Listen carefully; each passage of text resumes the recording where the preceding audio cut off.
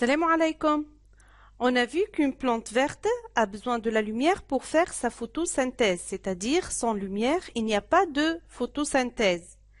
La lumière qui est captée par la chlorophylle. La chlorophylle, c'est-à-dire le pigment qui est localisé dans les chloroplastes de la cellule. Dans cette vidéo leçon, nous allons parler du rôle de la lumière. À quoi sert l'énergie lumineuse qui est captée par la chlorophylle pour le déroulement de la photosynthèse. L'énergie lumineuse captée par la chlorophylle au niveau des chloroplastes va permettre le déclenchement d'une réaction chimique appelée la photolyse de l'eau. C'est quoi la photolyse de l'eau? Qu'est-ce qu'on veut dire par la photolyse de l'eau?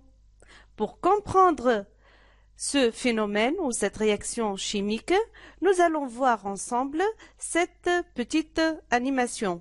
Comme vous voyez ici, on a le schéma d'une plante verte. On voit la partie souterraine de la plante, les racines, voilà. Et la partie aérienne de la plante. La partie aérienne avec les feuilles, les bourgeons et la tige. La tige où on peut voir ici les vaisseaux de bois, le xylème de la plante. Dans le sol, on peut voir une molécule d'eau. Une molécule d'eau qui est formée d'oxygène et de deux hydrogènes, le H2O. Donc, l'eau qui est indispensable à la vie de la plante est absorbée par les racines. Une fois l'eau est dans les racines, elle va circuler à travers les vaisseaux de bois pour atteindre les différents organes aériens de la plante. Au niveau des feuilles, une partie de cette eau absorbée par les racines sera évacuée à l'extérieur de la plante sous forme de vapeur à travers les stomates. Et on appelle ce phénomène la transpiration. L'eau qui reste dans la feuille, c'est-à-dire dans la plante, sous l'action de l'énergie lumineuse qui est captée par la chlorophylle, cette molécule d'eau sera décomposée pour donner de l'oxygène et des hydrogènes. Donc, sous l'énergie lumineuse qui est captée par la chlorophylle, la molécule d'eau, la molécule de H2O, sera décomposée en oxygène et des protons H+, et bien sûr des électrons. On appelle cette réaction chimique qui se fait en présence de la lumière la photolyse de l'eau. Résumons un peu ce que je viens de dire.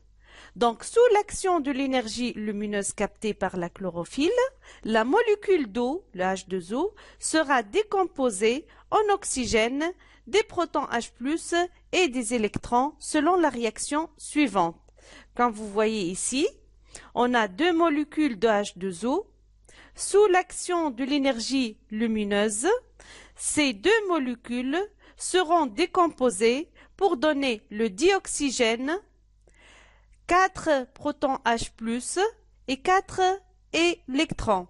Donc, cette réaction chimique s'appelle la photolyse de l'eau.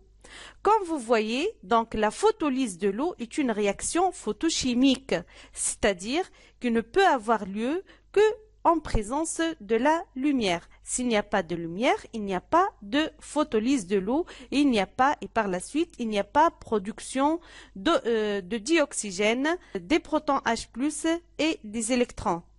La question qui se pose ici, à quoi vont servir les produits de la photolyse de l'eau?